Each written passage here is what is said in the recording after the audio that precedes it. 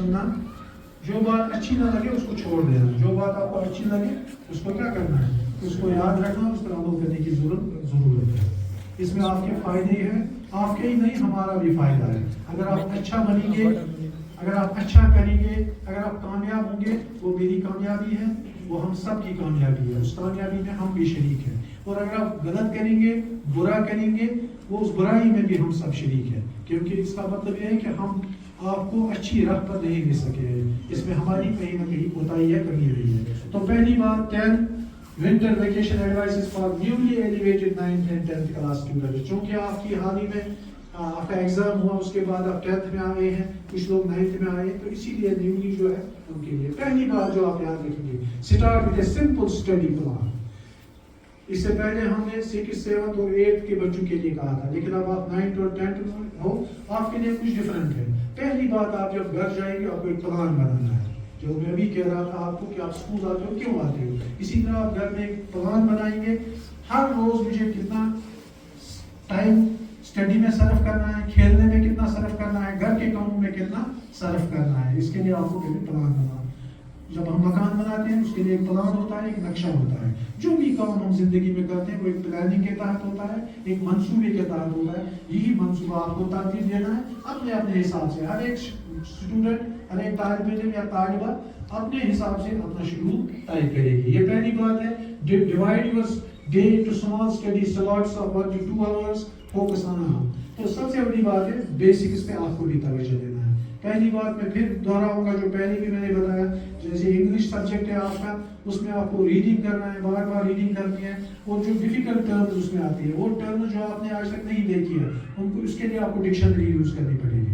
Dictionary का इस्तेमाल कीजिए, उससे वो जो अल्फाज आप देखेंगे उसमें उसकी मीनिंग देखिए, उसकी प्रोनाउंसिएशन देखिए, और ये चीज़ इससे आपकी वोकैबुलरी बढ़ जाएगी, आपकी जहन में नए नए अल्फाज जमा हो जाएंगे, एक ज़ख़ीरा अल्फाजों का जमा हो जाएगा। इसी तरह जो मैथमेटिक्स है वो तो पता ही है, बेसिक ऑपरेशंस तो है ही, इसके अलावा आपको जो इक्वेशंस हैं या आपके जो पॉलिनोमियल्स हैं जो आपने 9th में पढ़ा है, उस पर आपको प्रैक्टिस करने की जरूरत है, वही आपकी फाउंडेशन। दूसरी जो है रिवाइज क्लास 9th फाउंडेशन, क्योंकि आपका हाल ही में एलिवेशन हुआ है 10th क्लास में या 9th क्लास में। जो 10th क्लास के स्टूडेंट हैं और 9th क्लास के जो उनकी जो मैथमेटिक्स के जो डिफरेंट टॉपिक्स हैं उनको देखेंगे। जरूरी वो 9th क्लास में जो कुछ भी आपने पढ़ा है वही 10th में रिपीट होने वाला है, इसलिए आपको 9th क्लास का रिवाइज करना पड़ेगा। हर रोज आप 1 घंटा उस पर लगा दीजिए, एक सब्जेक्ट, हर एक सब्जेक्ट में थोड़ा थोड़ा पढ़ेंगे, 1-2 घंटे आप 9th क्लास का जो आपने पढ़ा है उस पर करेंगे, और जो 9th के वो 8th क्लास की किताबों पर उनको देखेंगे। देखिए एक और बात है, एनसीईआरटी बुक बहुत इंपॉर्टेंट है। इस एनसीईआरटी किताब तो है ना, इसको आप पढ़िए, साइंस बुक उसको खोलिए, उसको पढ़िए, और वहाँ देखिए जो इम्पोर्टेंट कॉन्सेप्ट्स है या इम्पोर्टेंट बातें जो वहाँ पर है उसको आपको अंडरलाइन करना है, फिर उस पर उसको समझने की कोशिश करनी है, उसके बाद आप नोट्स तैयार करेंगे। जैसे अभी आप 9th वाले जब वो पहला चैप्टर है उनका साइंस का मोशन, तो मोशन में वो देखेंगे जैसे वेक्टर क्वांटिटी क्या होती है, तो ये अंडरलाइन वो करेंगे वेक्टर क्वांटिटी, इसके बाद स्केलर क्वांटिटी, फिर उसको समझने की कोशिश करेंगे। वो कैसे समझेंगे वो मैं बताऊंगा आगे, तो इनको आप अंडरलाइन करेंगे। लेकिन जो टेक्स्ट बुक है बहुत इंपॉर्टेंट है, उसमें वो कुछ नुकात ऐसे भी होते हैं जो कहीं किसी और बुक में आपको नहीं मिलेंगे, इसलिए अपनी बुक्स को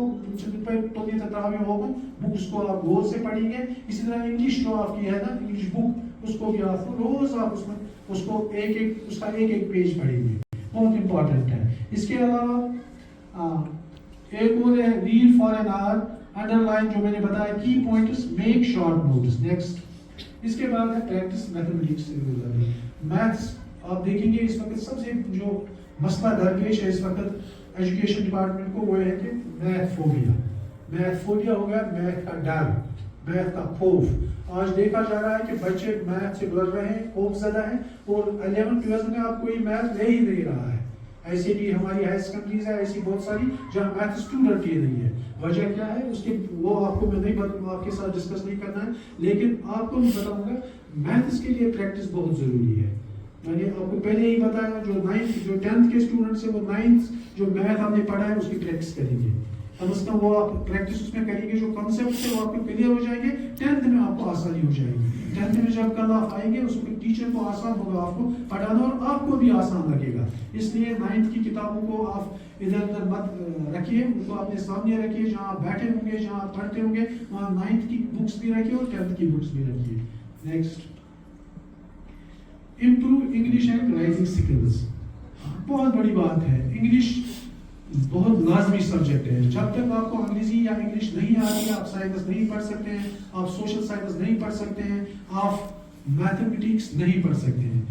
मैं वो आपको एक यहाँ पर एक जोक भी बताऊंगा और ये समझने की बात है, पहले भी शायद मैंने बताई होगी।